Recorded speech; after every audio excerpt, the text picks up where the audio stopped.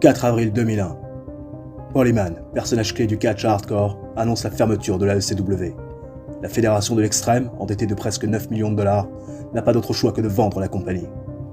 En 2003, après plusieurs références à la ECW, la WWE rachète les droits et les biens de la fédération créée par Todd Gordon. Paul Heyman se verra offrir un contrat par la compagnie de Vince McMahon dès 2001. Commentateur puis manager de Brock Lesnar, l'ancienne grande figure de la ECW semblait bien établi dans la fédération dominante des années 90.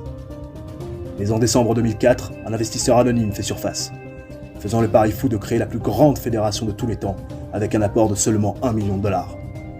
Un seul homme a les cartes en main pour mener à bien le projet nommé Elite. Paul Heyman. Ce dernier se voit donc confier la All Elite Wrestling.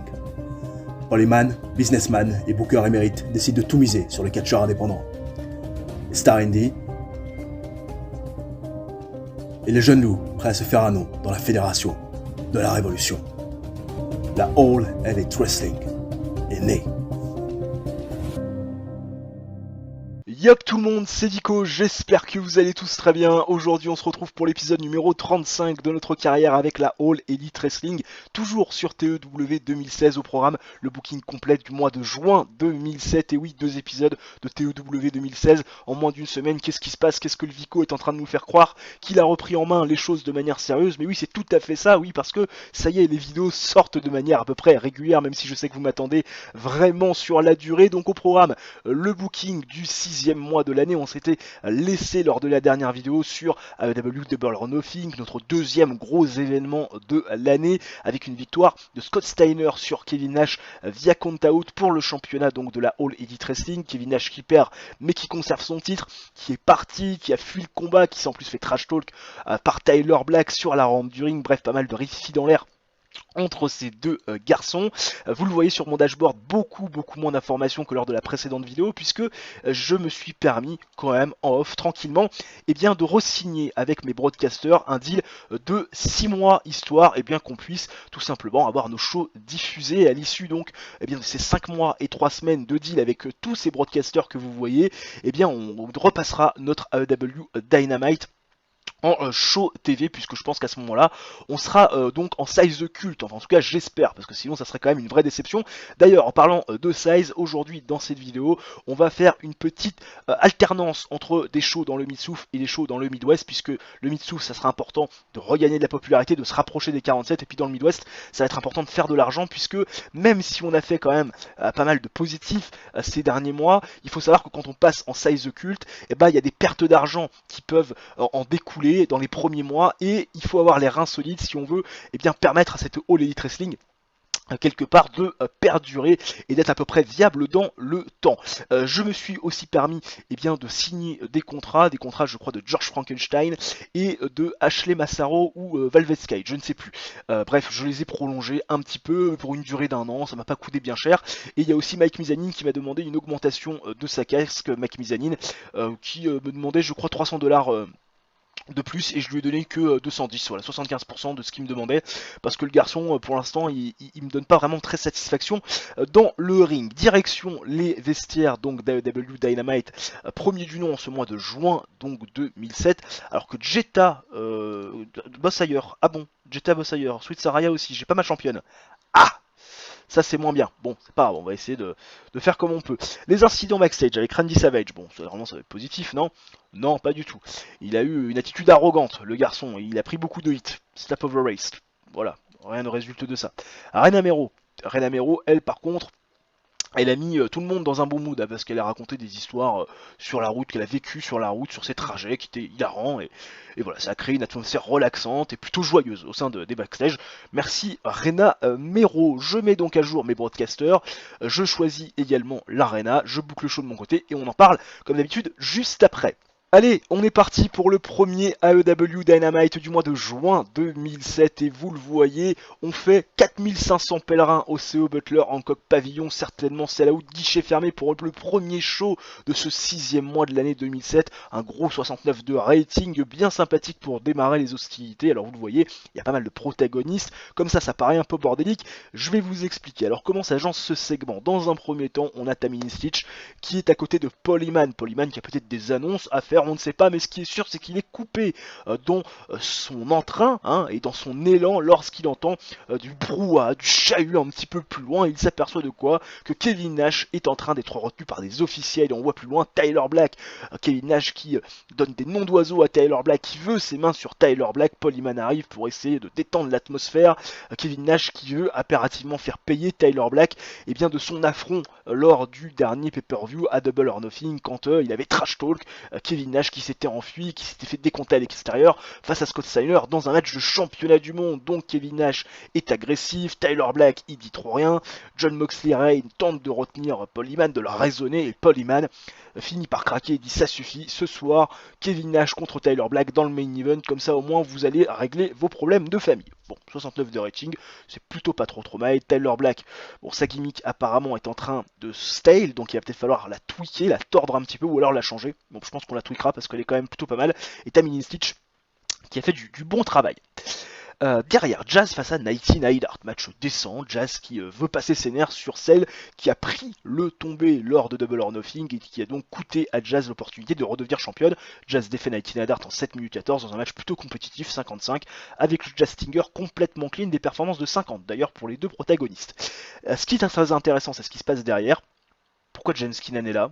C'est une très bonne question. Je sais pas. Gros bug, parce que James Keenan n'est pas censé là. Bon, James Keenan n'est pas là. Tammy Stitch, je sais pas, enfin non, il est pas là, il est pas là James Keenan, qu'est-ce que c'est que ce bug du jeu? Tammy Stitch qui interviewe Jazz, et Jazz nous dit que la semaine dernière du côté de Double or Nothing, Jetta a eu beaucoup de chance, elle a gagné par un coup de Trafalgar, Jazz dominait le match, elle allait faire le tomber sur Nighty Neidhart, et est arrivée par derrière comme une jackass pour prendre son opportunité et conserver sa ceinture. La chance est encore présente avec elle, mais la chance ne va pas la poursuivre éternellement. Jazz va revenir pour son rematch one-on-one, c'est ce qu'elle nous dit dans cette promo où James Keenan n'était pas présent. Voilà, James Keenan n'est pas là, oubliez, ça n'a jamais existé, comme à la WWE. Bon, Jazz qui n'a pas été très bonne pour performer en dehors du dialogue, mais c'est pas très grave, 58 de rating, l'objectif est là. Derrière, Tammy Stitch qui interviewe Christopher Daniels. Tammy Stitch, décidément, elle a du boulot. La première semaine du mois de juin 2007, elle interviewe Christopher Daniels. Et Christopher Daniels nous dit qu'aujourd'hui, après sa victoire face à Samoa Joe, d'ailleurs, elle remercie les fans parce que ce match a eu beaucoup d'ambiance, beaucoup d'entrain, il y a eu beaucoup d'incertitudes. Il a pris du plaisir à affronter Samoa Joe. Il espère pourquoi pas un jour avoir un rematch face à lui. Mais aujourd'hui, il veut donner une chance à Colt Cabana. Colt Cabana qui a eu une chance au ch'ti de TNT face à Bobby Roode, mais dans une situation pas bien claire, qui permettait pas forcément de rester concentré sur l'objectif initial, parce qu'il y avait Ted DiBiase Senior, il y avait Tommaso Ciampa, il y avait Barbara Keenan, James Keenan. Donc aujourd'hui, il veut donner une opportunité à Colt Cabana d'avoir un match clean qui se déroule en bonne et due forme. Donc Christopher Daniels donne cette opportunité à Colt Cabana, performance fantastique bien évidemment de Christopher Daniels qui est très à l'aise au micro, et derrière le match suit. J'ai mis ça en style The Show, ça fait un bon 72, on va pas se cacher. Christopher Daniels, Colt Cabana, match décent, oui, un 81 de performance in ring quand même pour Christopher Daniels, 35 pour Colt Cabana qui n'était pas dans un bon jour. Terry Funk qui est toujours aussi bien Colt Cabana est dans un match décent. Christopher Daniels va défaire bien sûr Colt Cabana en 12 minutes 14 via pinfall avec le Angel Wings. Christopher Daniels fait donc sa troisième défense du titre TNT, match compétitif, mais Christopher Daniels était un temps au-dessus de Colt Cabana. Christopher Daniels toujours champion TNT. Derrière, Bryan Danielson était au micro de Tammy Stitch, il est accompagné de Maryse, Travis Fimmel et Mike Mizanin. Bryan Danielson nous parle de sa victoire face à Super Dragon, il ne fait pas du tout mention du fait que Maryse est intervenu, mais bon. Bryan Danielson se présente comme étant le nouveau Dragon Slayer, et maintenant, forcément, il aspire à d'autres choses, et notamment avoir de l'or autour de ses hanches, et puis il nous annonce aussi que Maryse, parce que Maryse est une femme de goût, sera désormais sa manageuse personnelle. Et oui, il enlève Maryse du management de Travis Fimmel et Mike Mizanin qui les avait un petit peu désobéis en posant un lapin à Shawn Michaels dans le donjon de Michaels, là où il avait bien sûr appris le catch Bryan Danielson. Travis Fimmel et Mike Mizanin, ils sont pas très contents, notamment Travis Fimmel, prend Maryse pas bien, pas satisfait. Bobby Willard, derrière, qui fait un petit striptease, tranquillou. Ça permet aux fans pervers de la ECW, petit lapsus, et oui, décidément, on est influencé de manière à chaque fois très positive par la carrière de Sturi avec la ECW en 95. Bobby Willard, petit striptease sympa, 64 de rating, RAS, c'est plutôt pas mal. Et enfin le main event, 67 de rating, ça va pas forcément faire un bon show, l'histoire, mais on rappelle que Kevin Nash catch blessé. Match avec une fantastique hit, et du bon catch, on sent le récifidé en l'air, ouais, on le sent. Kevin Nash, va défaire Tyler Black 11 minutes 27 avec le Jackknife Powerbomb après la distraction de Jon Moxley. Distraction de Jon Moxley qui donne la victoire à Kevin Nash. Avec Jon Moxley, il est arrivé dans le ring, près du ring. Il était assez concerné par ce qui allait se passer. Il savait pas trop où donner de la tête. Et à un moment donné, il a craqué. Il a choisi d'aider son mentor qui se trouvait à un moment donné en difficulté plutôt que son pote avec qui il est champion par équipe. Ça va peut-être faire encore un peu plus de distorsion dans ce beau groupe qui est le Dark Angel. 63 de rating, donc de performance pour Tyler Black et 58 pour Kevin Nash. 67 de rating. C'est pas un bon show. Non, pas du tout un bon show. Bon, en même temps, c'est vrai que le main event était peut-être un petit peu risqué dans la mesure où l'ami Kevin Nash était un petit peu blessé. C'est pas très grave. Johnny Saint, voici le profil, le random profil, catcher de United Kingdom. Voilà. Bon, pourquoi pas. Il est vieux le monsieur. Pas tout jeune. Un peu de ride. Mais il a l'air en forme encore. Hein. En forme le garçon. Bon, des mails.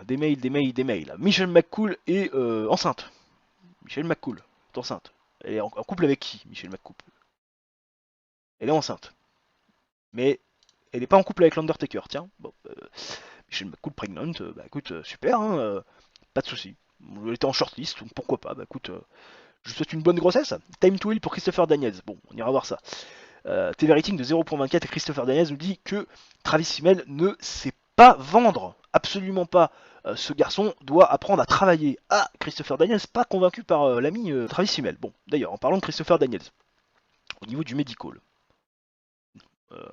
39% de fatigue, 33% de fatigue.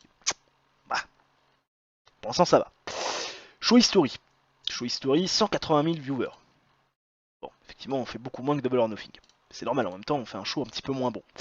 Pas très grave, ça peut arriver, Contract Negotiation, donc bon, Ashley Massaro et George Frankenstein, on va les re-signer, ça coûtait pas grand chose. Donc, voilà. Claudio Castagnoli qui me demande une augmentation de salaire. Claudio Castagnoli qui est payé 1510 $ par apparence, moins que les 2280 qu'il vaut. Il veut 770 $ de plus. Et ben ça sera 75%. Parce qu'il faut quand même pas déconner mon petit Claudio qui ne fait pas la gueule, tout va bien. Dans le meilleur des mondes. De retour dans les backstage où vous le voyez, il y a des incidents locker room que l'on va traiter. Toujours pas la présence de Jetta et de Sweet Saraya qui travaillent ailleurs. J'ai essayé de proposer un contrat en paix par apparence exclusive avec Jetta pour essayer de l'avoir. Malheureusement, elle m'a mis un gros stop. Jetta, elle m'a dit non, laisse tomber, là on pourra pas être d'accord avec ça. Je ne vais pas quitter tous mes autres engagements pour ta fédération, sachant que ça serait pas un bon mouvement pour moi. Bon. Moi j'ai essayé, on traite les incidents locker room, ils sont nombreux. Chris Hero déjà, Chris Hero, qu'est-ce qui se passe? Chris Hero qui a donc oublié un rendez-vous avec un road agent, c'est fine, voilà, bon bah Chris Hero qui améliore son comportement, voilà, il est content avec l'action, tout va bien. Amy Weber là c'est pas mal, elle a dessiné des dessins plutôt rigolos de ses collègues, et ça a mis un bon mood dans les backstage, tout va bien. Ça c'est la cour des catcheurs. Matt Sydal amené à la cour des catcheurs accusé d'avoir oublié de nettoyer le locker room. Apparemment c'était lui qui était de service.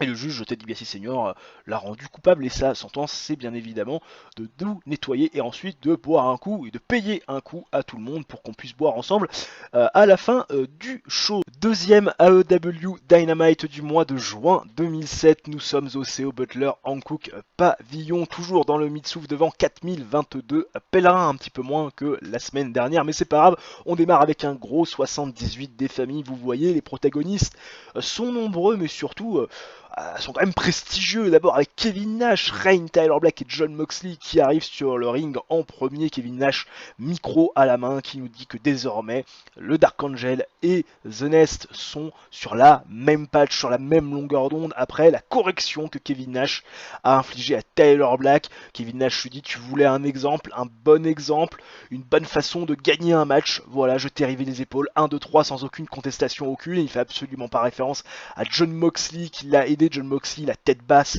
on sent qu'il rumine un petit peu. Tyler Black, il accorde pas un regard à Jon Moxley, il reste les yeux figés sur Kevin Nash, le défiant un peu du regard. On sent qu'il y a quand même encore énormément de tension.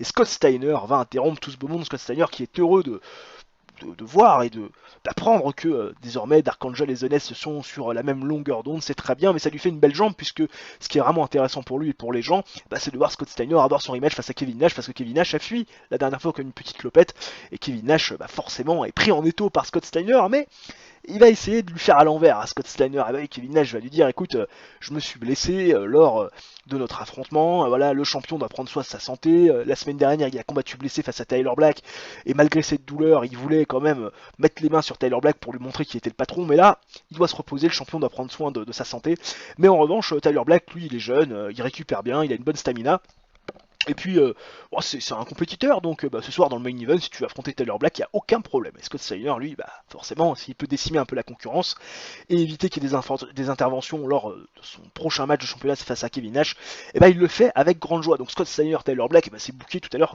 dans le main event. Scott Steiner qui a été apparemment très pauvre pour improviser dans le dialogue, règne qui n'a pas été extraordinaire, rien de bien positif a priori sur les performances de Kevin Nash, Tyler Black ou Jon Moxley, mais écoutez, l'angle qui permet au show de débuter sur les chapeaux de roue.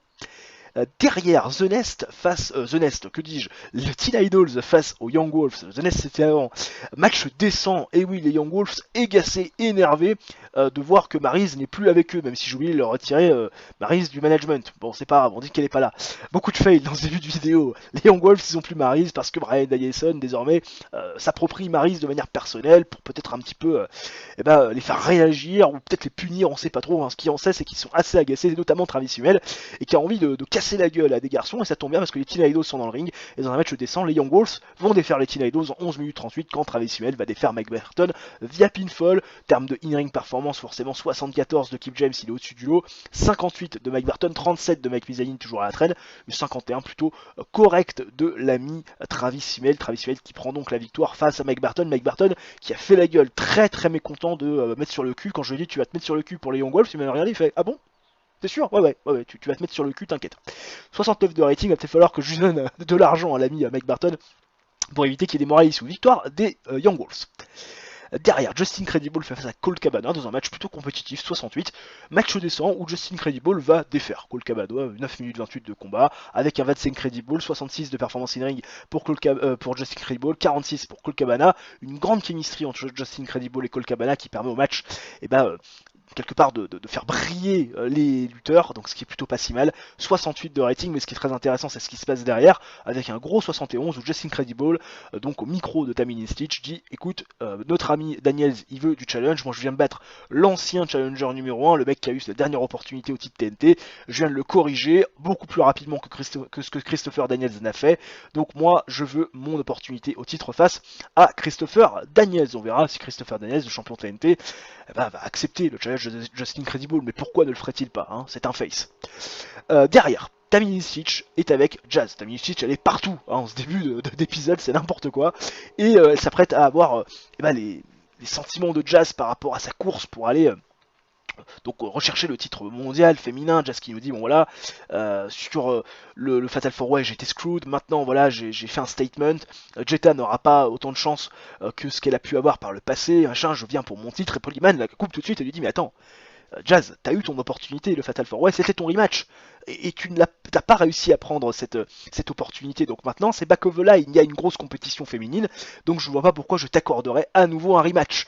La Jazz elle est piste, elle s'est pas pris de tomber lors de son dernier match de championnat, et en plus on lui apprend qu'elle est désormais back of the line parce qu'elle n'a pas réussi à prendre le titre lors du Fatal 4-Way alors qu'elle n'avait pas été impliquée dans le tombé final. Bref, Jazz est piste, a des noms d'oiseaux envers Paul Heyman, bref, elle est pas très heureuse de la façon dont l'ancienne championne, et la plus dominante d'ailleurs de la All Elite Wrestling, en tout cas dans l'histoire, est traitée à ce moment précis. Jazz qui n'a pas été extraordinaire pour aller en dehors du script, mais c'est pas grave, ça fait un 61, c'est plutôt solide. Et enfin le main event qui nous fait un 82. Alors là c'est... on s'envole. On s'envole, pourtant les performances sont pas extraordinaires, on est 70 de Tyler Black, 69 de Scott Steiner. Scott Steiner en plus qui était pas du tout dans un bon jour, fatigué à la fin du match, mais Tyler Black apparemment et Scott Steiner ont une très bonne chemistry. Voilà, et ça permet à leur performance d'être encore un peu plus prononcée. Ce qui est pas mal, ça sera intéressant pour la suite. Match avec une fantastique unité et du grand catch. Et bah c'est Scott Steiner qui va défaire Tyler Black en 14 minutes 47 via pinfall avec le Frankensteiner après l'intervention botchée de John Moxley qui a essayé d'aider son copain, ce qui voyait que c'était un peu la merde. Et malheureusement Tyler Black encore une fois victime de ce qui se passe en dehors du ring. 82 de rating, victoire de Scott Steiner, mais à la fin du match, Kevin Nash et John Moxley vont pas vraiment s'intéresser à l'ami Tyler Black ou savoir comment il va, pas du tout. Ils vont se ruer sur Scott Steiner, ils vont lui casser la gueule et le faire passer à travers une table pour faire un statement. 76 de rating, c'est plutôt pas si mal. On fait un 70 parce que pas assez de storyline intéressante. Ah oui, ah bah, c'est vrai qu'il y en a qu'une en ce moment que je suis en train de développer. Parce que c'est vrai que le Money Man pour l'instant c'est un petit peu sous-jacent. Ah ouais, merde. Bon, c'est pas grave. On va trouver des trucs. El Hierro del Solitario, voilà, qui a fait ses débuts en 1990. Apparemment, il a été très longtemps à la AAA. Bah, écoute, pourquoi pas. Bon, après, c'est vrai que ça nous intéresse pas des masses. On n'a pas de luchador, on n'a pas de highflyer, on n'a pas de luchador au sein de la fédération. Bon, un jour, si Rey Mysterio veut venir, pourquoi pas. TV rating de 0.24. Bon, TV rating de 0.24, normalement, c'est plutôt pas si mal. 186 000 viewers. Ouais, c'est un petit peu mieux que la semaine dernière, mais c'est vrai que ça casse pas trois pattes à un canard. Bon, là, on va essayer de faire des notes dans le vert, parce que là, 67, 70, j'avoue que même si c'est correct, je m'attends quand même à mieux. Au niveau du medical, parce qu'on a quand même reposé l'ami Christopher Daniels, tout va bien. Maintenant, il est plus fatigué, je vais pouvoir l'utiliser certainement la semaine prochaine pour lui faire défendre sa ceinture face à Justin Credible. La nouvelle que je redoutais, Mike Barton, qui me dit qu'il se casse dans 7 jours, il est pas content à l'AEW. Merci, au revoir, Mike Barton. Écoutez, j'ai tardé à lui donner des sous et voilà. Merci, au revoir, il s'en va, c'est peut-être un petit peu de ma faute, mais bon, écoute, en même temps, le garçon, s'il supporte pas de se mettre sur le cul une fois, c'est vrai qu'on peut pas se permettre de garder ce genre d'individualité. Il va falloir désormais retrouver un nouveau partenaire bien à l'ami Keith James, parce que c'est vrai que pour l'instant le garçon est un petit peu hors course. Et comme j'ai pas vraiment de plan pour lui dans la mid-card ou dans le main event en singles competition, il va falloir que je lui trouve un autre partenaire, pourquoi pas Chung Palumbo, avec qui il avait fait équipe du côté de la WWE. D'ailleurs, un request de Bobby Roode, tiens, qu'on voit pas beaucoup, mais qui est présent et qui me demande une augmentation de sa casque, 1220 par apparence, moins que les 1630 qu'il vaut, 75%. Rien à foutre. Voilà, là j'ai pas des bonnes nouvelles, donc rien à foutre. On va faire du 75% et je pense que normalement il n'y aura pas de morale sous, tout va bien. Il fait pas la gueule, l'ami Bobby Roode. De retour une nouvelle fois dans les locker rooms d'AEW Dynamite, cette fois-ci troisième du nom en ce mois de juin 2007. Vous le voyez, toujours des absents, Jetta, Sweet Saraya qui bosse ailleurs. Ça m'emmerde bien cette histoire, avec un backstage rating toujours à 95%, mais des locker room incidents à traiter, incident impliquant Shane McMahon en fait que j'ai pu garder. Je pensais qu'il allait partir et en fait non, il peut continuer à s'engager avec nous et travailler pour nous lorsqu'il ne bosse pas à la WWE. Bien sûr, Shane McMahon qui apparemment racontait des histoires hilarantes de ses routes et donc de ses trajets pour aller au show. Ça crée une atmosphère relaxante et plutôt joyeuse. Merci Shane McMahon et Amy Weber. Elle apparemment a amené son nouveau petit show dans les locker rooms et voilà, ça a permis de donner du bon au cœur aussi à tout le locker room et à tous ces athlètes présents dans les vestiaires. Je vais m'en aller booker le show. Bien sûr, on va aller du côté du Midwest là pour les deux derniers Dynamite histoire de faire un petit peu d'argent. Je book le show de mon côté et comme d'habitude on en parle juste après. C'est parti pour le troisième AEW Dynamite du mois de juin 2007, avant-dernier show de notre vidéo et on part dans le Midwest devant 7095 pèlerins au NEAUSM Arena et nous démarrons le show avec un solide 74 et en plus c'est un match qui ouvre le show. 74 de rating pour un match opposant El Jericho au Young Wolves, Kevin Steen, El Generico et donc de l'autre côté Mike Mizani et Travis Fimmel. On sait une longue histoire entre ces deux teams. D'ailleurs, l'ancienne manageuse des Young Wolves est désormais la manageuse d'El Jericho puisque Becky Belles a fait son face turn il y a déjà un petit moment et dans un match plutôt bon, et on va continuer à donner du momentum aux Young Wolves qui défont donc El Jericho en 11 minutes 14 quand Travis Fimmel va défaire El Generico via pinfall avec un fast roll-up, histoire quand même qu'on garde fort un petit peu notre équipe donc de babyface plutôt prometteuse dans la division tag team, mais on donne quand même un petit peu de momentum aux Young Wolves. Toujours une excellente chemistry entre Kevin Steen et Generico, Becky Belles qui fait bien évidemment du bon boulot ringside, 79 de performance in ring de Kevin Steen, El Generico est à 56, 45 de Mike Mizani, ah tiens ça monte un peu, et 63 de la part de Travis Fimmel. Alors 63 de Travis Fimmel, c'est très bon pour la suite des hostilités, victoire des Heels. Derrière, Daphné et Gay-Kim qui font écoutez, un petit match sympathique. Les deux n'étaient pas dans le Fatal 4-Way à Double or Nothing. Et écoute, elles ont une opportunité. Ça fait 42 ratings, un match plutôt sympa, un match plutôt pauvre, bien sûr défini. Mais moi je trouve que ça reste quand même une note correcte pour la division féminine, surtout pour des titres qu'on n'expose pas beaucoup. Et dans un match pauvre, Gay-Kim va défaire Daphné en 7 minutes 28 via pinfall avec le Hurricane Rana. Victoire donc de Gay-Kim qui prend un petit peu de momentum, qui fait une performance de 40 quand Daphné fait 27. Derrière, Roddy Piper, Claudio Castagnoli et Amazing Kong sont de retour. Et oui, Piper Bond is back. Et il nous dit, Roddy Piper, que Claudio Castagnoli et Amazing Kong ont accompli de très belles choses ces dernières années. Amazing Kong a été championne donc, du monde féminine. Claudio Castagnoli a été très proche de remporter le titre TNT, très proche également de remporter le titre mondial. Mais il manque toujours un truc assez protégé pour véritablement performer et être au sommet donc d'une division singles competition, et donc c'est pour ça que Roddy Piper annonce que désormais Claudio Castagnoli et Amazing Kong vont s'allier, parce que certes tout seul on va plus vite, mais à deux on va plus loin. Roddy Piper qui fait un job incroyable pour aller en dehors du slip, Claudio Castagnoli qui a été très bon, tout va bien. Bryan Danielson contre Samoa Joe. Alors ça tu vois, c'est le match un petit peu gratuit, qui sur la carte mérite un pay-per-view, mais on sait que les deux, ils ont une très bonne chemistry, c'est marqué là, donc forcément ça porte le match, les performances sont encore plus prononcées, et Bryan Danielson dans un match exceptionnel, va bien sûr défaire Samoa Joe, parce qu'il y a plus de plans pour Bryan Danielson que pour Samoa Joe, le Dragon Slayer qui va donc battre donc Samoa Joe en 13 minutes 31 via pinfall avec le Dragon Suplex après l'intervention de Maryse. C'est pas clean. 80 de performance numérique de Bryan Danielson, 84 de Samoa Joe, victoire du Dragon Slayer.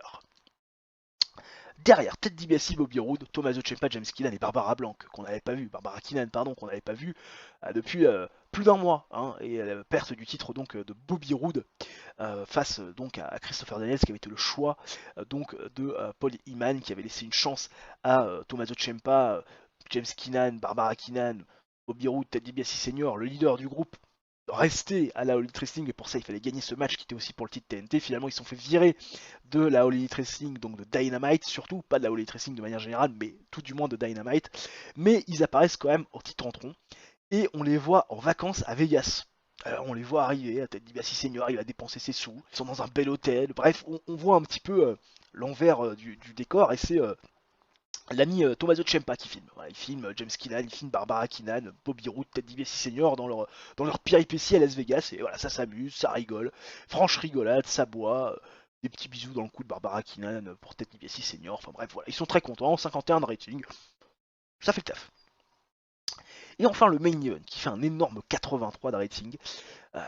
Effectivement là il y avait du beau monde. Alors certes Scott Steiner, Kevin Nash, catch blessé, mais bon 62 quand même de performance, c'est plutôt pas mal. Match avec une fantastique 8 et du grand catch. Et oui, où j'ai décidé de mixer un peu les programmes. Kevin Nash, Scott Steiner, ça va être pour le titre mondial. Justin Credible, Christopher Daniels, ça va être aussi pour le titre TNT la semaine prochaine. Donc voilà, là on essaie un peu de mixer les programmes et ça marche bien. Match avec une fantastique 8 et du grand catch, où Scott Steiner et Christopher Daniels vont défaire Kevin Nash et Justin Credible en 12 minutes 02, quand Scott Steiner va défaire Justin Credible via pinfall avec le Frankensteiner. Il faut savoir que Kevin Nash a refusé de se battre face à Scott Steiner et qu'au bout d'un moment il a laissé Justin Credible tout seul dans le ring, ce qui va justifier la victoire des Face. Performance de 60 de Justin Credible, 62 de Kevin Nash, 80 de Christopher Daniels et 78 de Scott Steiner. La storyline d'Archangel avance grâce à ce segment et on fait un très bon 78 qui nous permet d'améliorer notre popularité dans les 15 régions où nous sommes diffusés. Ça me fait plaisir quand je vois ce genre de rating bien vert, bien prononcé. Le profil de Larry Sweeney,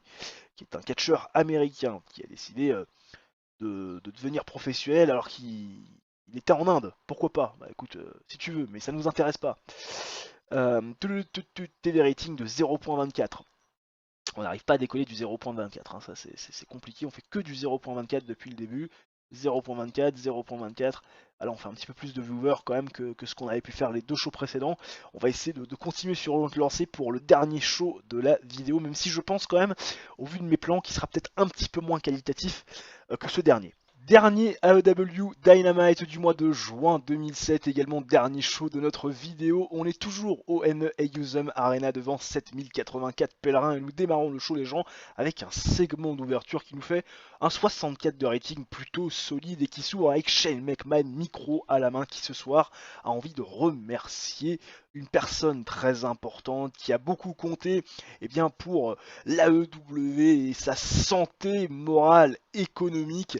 Il veut bien sûr parler de Terry Funk, acclamé par la foule, et Shane McMahon, qui va lui remettre la médaille du mérite, bien évidemment, de la All Elite Wrestling, après avoir percé à jour Ted DiBiase senior et avoir apporté des preuves de sa culpabilité. Bref, un bon petit moment pour Terry Funk, qui prend la lumière, qui est heureux, qui partage avec les fans, et qui montre cet enthousiasme et surtout cette joie qui est la sienne, mais tout ça va être bien sûr interrompu par Bryan Danielson. Bryan Danielson qui va se plaindre auprès de Shane McMahon de voir qu'on prend du temps d'antenne pour un vieux crouton comme Terry Funk, un vieux has-been qui n'a plus rien fait depuis la ECW et ses rivalités légendaires contre Raven, contre Tommy Dreamer et tout ça. Ouais, non, là, c'est plus du tout le Terry Funk qu'on a connu et Bryan Danielson s'offusque de voir qu'on donne du temps d'antenne à quelqu'un qui ne représente plus l'avenir du catch alors qu'il n'y a qu'une heure de show par semaine, et oui, pour s'exprimer, et qu'il y a des talents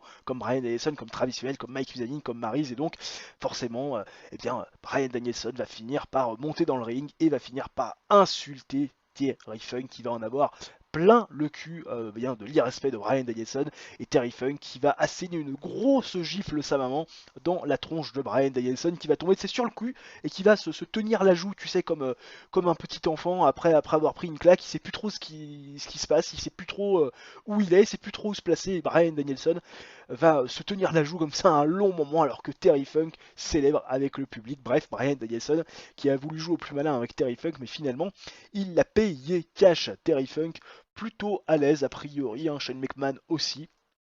Bon, Mike Mizanin ça va toujours pas, Shane McMahon qui a paru bon, pas de prestations plutôt remarquées par rapport à Travis Hummel ou à Maryse, en tout cas Bryan Danielson qui n'a pas été bon pour aller en dehors du script, mais c'est pas grave, la storyline Legend Slayer peut désormais commencer.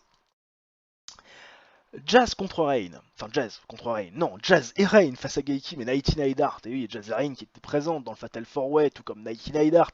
Seul Gaikim est là, qui est présente, elle a pris un petit peu de momentum en battant Daphne la semaine dernière, et là, match descend, 53 de rating, plutôt pas mal, et Gaikim et Nighty Neidhart qui vont défaire Jazz et Rain, et en 6 minutes 56, qui va avoir le don d'agacer Jazz, quand Gaikim va défaire Rain via pinfall avec un petit paquet, et oui, il s'est fait surprendre un petit peu trop sûr d'elle éventuellement, Rain, peut-être qu'elle est en train d'avoir des jeux de regard avec Jazz, on sait pas trop, mais ce qui est sûr, c'est qu'elles se sont fait surprendre les heals, et donc victoire des Faces avec Gaikim qui fait le tomber sur Rain, 53 de rating, ce qui permet à Gaikim d'avoir un petit peu de momentum, et qui permet aussi de l'exposer un petit peu plus, 36 de performance in ring pour Gaikim, 47 pour Nighty Neidhart, 57 pour Jazz, on s'envole, et 40 pour Rain.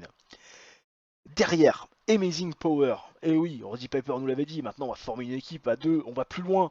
Amazing Power, Amazing Kong et Claudio Castagnoli face aux Rotten Brothers, match avec une bonne huit du descent catch. Amazing Power, bien sûr, qui va défaire les Rotten Brothers en 9 minutes 49 via pinfall, quand Amazing Kong va défaire les Rotten Brothers, et donc Ryan Rotten en particulier via pinfall avec le Amazing Bomb. Claudio Castagnoli au-dessus de tout le monde en termes de performance in ring, 68 de rating, 56 de performance in ring pour Amazing Kong, 41 pour Axel Rotten et 45 pour Yann Rotten. Claudio Castagnoli, Roddy Piper, toujours très très bon, ça marche toujours aussi bien.